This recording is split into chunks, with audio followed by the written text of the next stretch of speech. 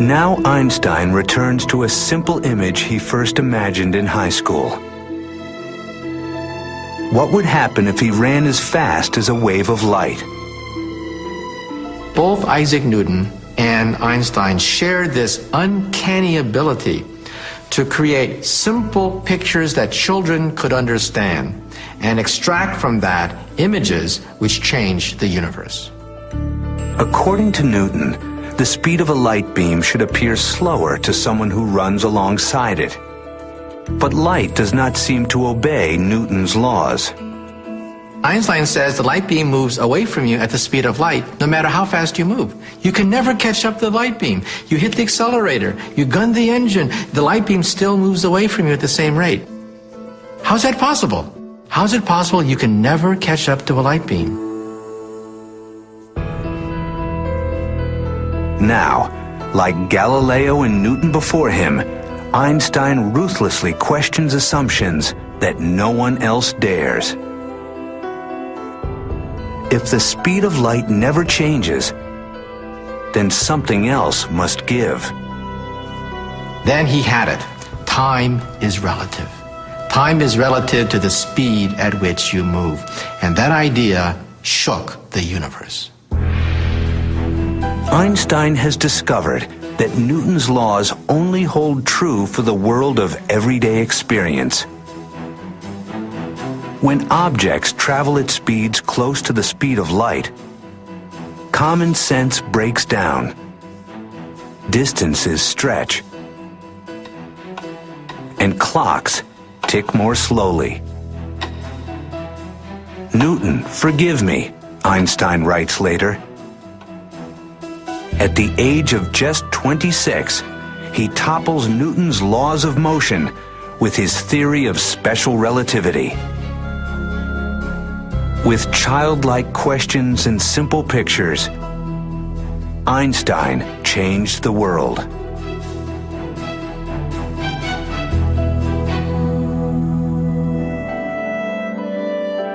In 1907, Einstein turns to new scientific challenges. But newly published letters reveal a little-known personal side. As he creates his greatest work, he will withdraw within himself, and those closest to him will suffer.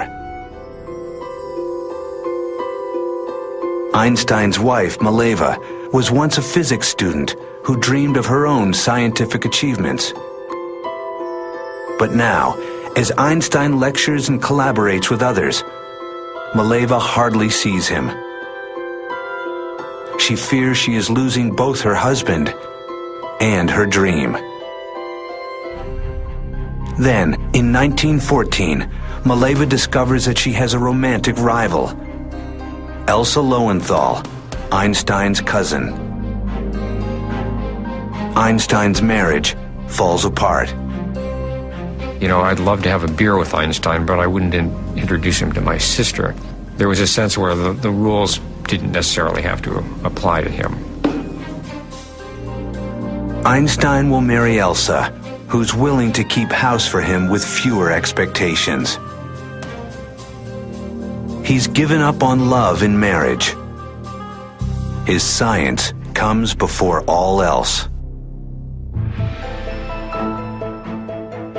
By age 35, Einstein is pursuing a goal many physicists believe is impossible. His intuition tells him that there must be a more general theory of relativity that also explains the force of gravity. Like Newton, Einstein is obsessed.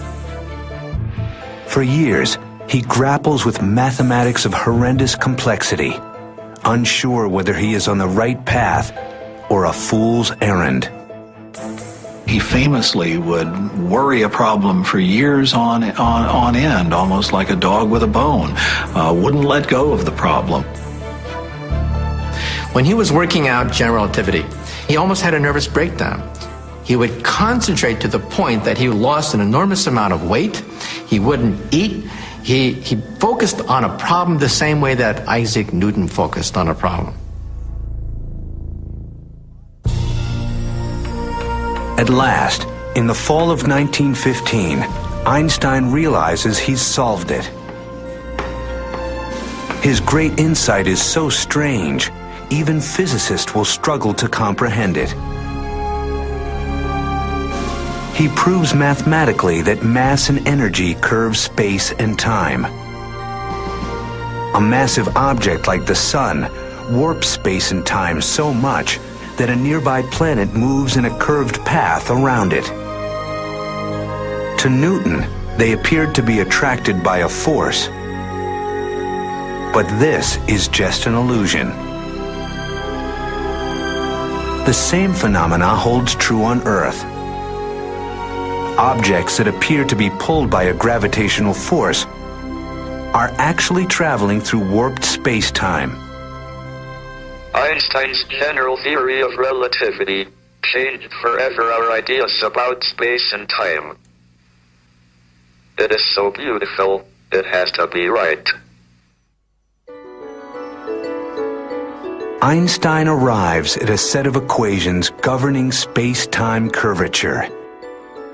These simple lines describe the motion of galaxies and the destiny of the universe.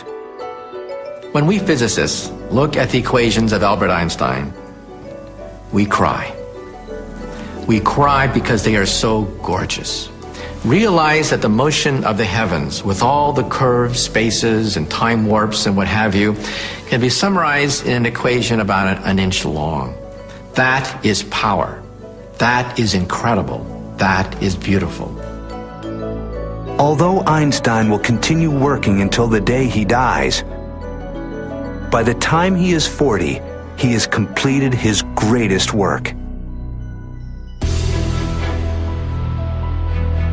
Galileo applied mathematics to motion. Newton perfected these laws for everyday experience. But Einstein's search for a deeper theory revealed laws that govern the entire universe. Today, another brilliant rebel is searching for an even broader theory, a theory of everything.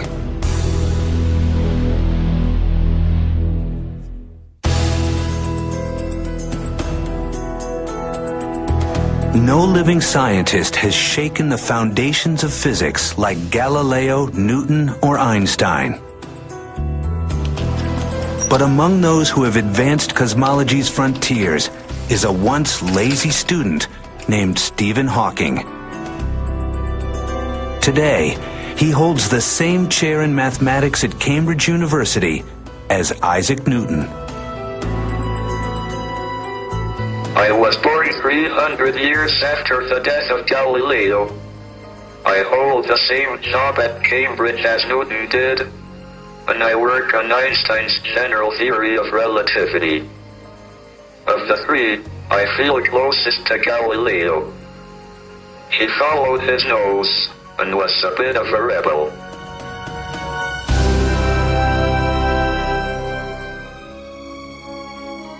Stephen Hawking is born in 1942 in Oxford, England. Like Galileo, Newton, and Einstein, as a child, he is fascinated by how things work. Yet at Oxford University, Hawking hardly works at all. Instead, he relies on his extraordinary facility with mathematics to coast through. Hawking spends most of his time socializing and on the river with his rowing team. By all accounts, Stephen Hawking was not the kind of person destined for greatness. At college, Stephen was not the hardest of workers. Stephen himself says that in his entire undergraduate period at Oxford, he only worked about 1,000 hours, which is an hour a day or on average. Hawking is bored and apathetic. Nothing seems worth working for. Yet a tragedy is about to strike that will turn a bored intellect into a passionate mind. In 1962, Stephen Hawking has just begun to study cosmology as a graduate student at Cambridge University. But